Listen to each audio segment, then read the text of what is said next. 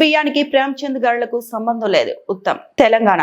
హరీష్ రావు చేసిన ఆరోపణలకు స్పందిస్తూ ఫిలిప్పీన్స్ బియ్యానికి ప్రేమ్చంద్ గారుకు ఏమీ సంబంధం లేదని మంత్రి ఉత్తమ్ కుమార్ అసెంబ్లీలో క్లారిటీ ఇచ్చారు. ఫిలిప్పీన్స్ తెలంగాణ ప్రభుత్వానికి మాత్రమే ఒప్పందం ఉంది. ఫిలిప్పీన్స్ లో జరిగిన అంతర్గత వివాదాల వల్ల కాకినాడలో బియ్యం ఆగాయి. తెలంగాణ బియ్యానికి మాత్రం ఫిలిప్పీన్స్ అనుమతి ఇచ్చింది. కాకినాడ పోర్టు వద్ద Aditya Birla global trading company handling చేస్తోంది. గిడ్డంగి, షిప్పింగ్, బీమా అన్ని ఫిలిప్పీన్స్ చూసుకుంటుంది. రైతుల నుంచి రికార్డు స్థాయిలో బియ్యం సేకరించాం.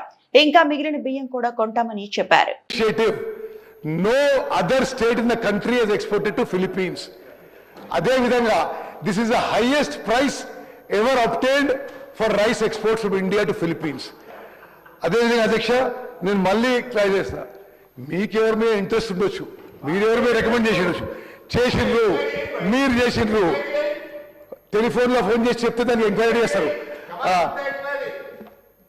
ఆయన అడుగుతున్నారు చెప్తున్నా, ఆయన ఒక మనిషిని సివిల్ సప్లైస్ కమిషనర్ పంపించి ఆ ఆదిత్య బిర్లా గ్రూప్ బదులు వాళ్ళ వ్యాపారం ఏమని చెప్పిండు, you should not rise, you should not do this, you are involve in scam, you are involve scam.